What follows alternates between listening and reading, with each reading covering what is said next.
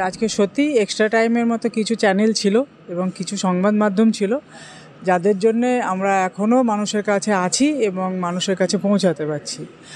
আমি রানাঘাট থেকে উঠে আসতে সাই পর্যন্ত জার্নিটা যেটুকু ছিল তারপরে ভারতবর্ষের স্পোর্টস অথরিটি অফ ইন্ডিয়া হচ্ছে এমন একটা প্রতিষ্ঠান যেখানে স্পোর্টসম্যানদের সবথেকে ভালো ফেসিলিটি দেওয়া হয় এবং সেই ভালো ফেসিলিটিটা আমি পেয়েছি এবং যতটুকু নেওয়ার বা পাওয়ার সেটা কিন্তু পেয়েছি। আমাদের সময় যেটুকু ছিল সেটা তো আমার বাচ্চারাই বলতে পারবে ওরা কেন গেল এবং কেন ফুটবল ওদের এত অ্যাটাক করলো।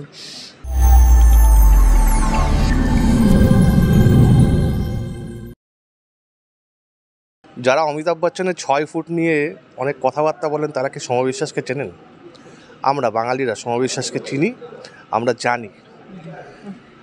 এশিয়াডের মতো ইভেন্টে, এশিয়াডের মতো টুর্নামেন্টে একটা পদক পাওয়া অনেক অ্যাথলিট আছে, কিন্তু পরপর দুটো এশিয়াডে পদক, তাও সোনা, সম বিশ্বাস করে দেখিয়েছিলেন এবং এখনও সেই কারণে তিনি কিন্তু বাংলার ক্রীড়া জগতে একটা অনন্য নাম। সমাধি এখনও এই 47 বছর বয়স হয়ে গেল, বাট এশিয়াডের স্মৃতি তোমাকে ঘিরে যেভাবে রয়েছে এবং তোমাকে এখনও পর্যন্ত বাঙালি যেভাবে মনে রেখেছে, তুমি কীভাবে ব্যাপারটাকে দেখো? দেখো, ব্যাপারটা এইভাবেই দেখি যে আজকে সত্যি এক্সট্রা টাইমের মতো কিছু চ্যানেল ছিল এবং কিছু সংবাদ মাধ্যম ছিল যাদের জন্যে আমরা এখনও মানুষের কাছে আছি এবং মানুষের কাছে পৌঁছাতে পারছি। আর তাছাড়া আমাদের পারফরমেন্স তো আমরা করবই, কিন্তু অনেক সময় কি হয়, পারফরমেন্স করলেও মানুষের কাছে পৌঁছানো যায় না। কিন্তু আজকের সমাবিশ্বাসকে কিন্তু কিছুটা হলেও সমাবিশ্বাস তৈরি করার পিছনে কিন্তু মিডিয়ার একটা বড় ভূমিকা আছে এবং সেটার জন্যে মিডিয়ার কাছে আমরা সত্যিই কৃতজ্ঞ, আমার মতন স্পোর্টসম্যানেরা। এবং মানুষ এটুকু আমি মানে যারা আমাদের এখনও মনে রেখেছে তাদের কাছে কৃতজ্ঞ, কারণ মানুষ এটুকু মনে রেখেছে যে বাঙালি খেলাধুলা আছে, মানে মাথায় আছে, ভুলে যায়নি। হয়তো ডাউনফল এসছে আমাদের পড়ছে, কিন্তু আমরা ভুলে যাইনি। আর একটা জিনিস হচ্ছে সমাধি, আমি জিজ্ঞেস করতে ইচ্ছা করছে, দুটো এশিয়াটা কিন্তু দুটো বিভিন্ন ইভেন্টে, একটা 4x400 মিটার আর একটা অন্য ইভেন্টে, দুটো ইভেন্ট কতটা থ্রিলিং মনে হয় আজও এত বছর পরে ভাবলে পরে?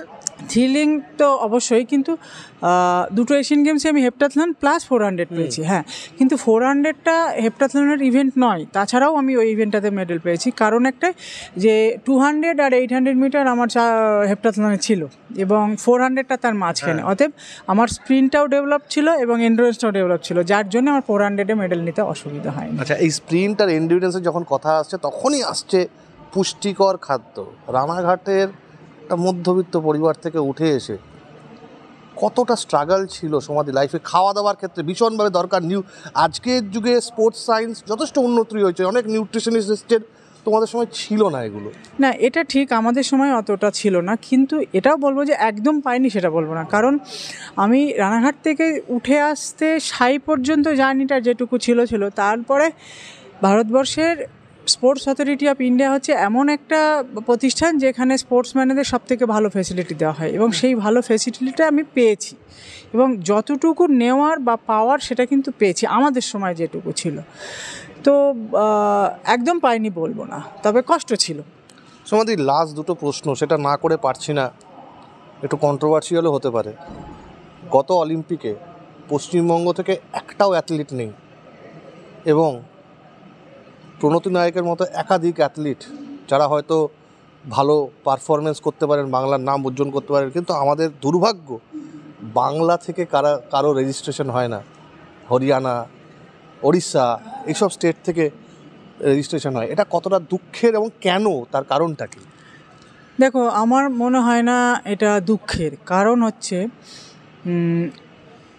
প্রফেশনাল হিসাবে যদি কেউ কাউকে বিচার করে, আজকে যদি আইএসএলে আমাদের বাঙালি ছেলেরা অন্যান্য টিমে খেলতে পারে, জামশেদপুরে খেলছে, কেউ বেঙ্গালুরুতে খেলছে, কেউ ইস্টবেঙ্গল, কেউ মোহনবাগানে, সবাই তো ইস্টবেঙ্গল মোহনবাগান খেলছে না। তো প্রফেশন যতক্ষণ না স্পোর্টসটাকে, শুধু ফুটবল ক্রিকেট কেন, অন্যান্য খেলা কেন নয়, প্রফেশনালি দেখতে গেলে সে সেখানে বেনিফিট পাচ্ছে, তার জন্যে। এবার হ্যাঁ, শুধু ক্লাব ভিত্তিক প্রফেশনাল নয়, সরকার ভিত্তিক প্রফেশনাল হতে হবে।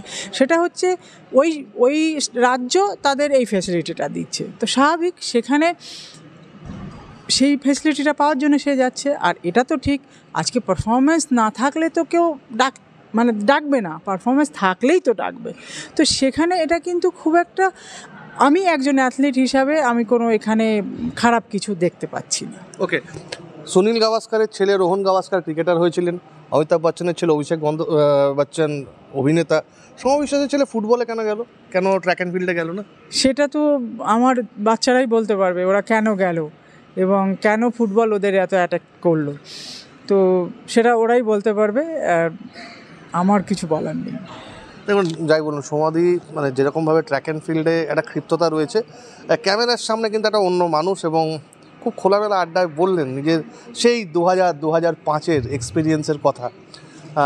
এইভাবে সমাধির পাশে থাকুন, এক্সট্রা টাইমের পাশে থাকুন, এক্সট্রা টাইম বাংলার পাশে থাকুন, এবং এখনও পর্যন্ত আমাদের ইউটিউব চ্যানেলকে সাবস্ক্রাইব না করে থাকলে তৎক্ষণাৎ সাবস্ক্রাইব করুন। Extra time.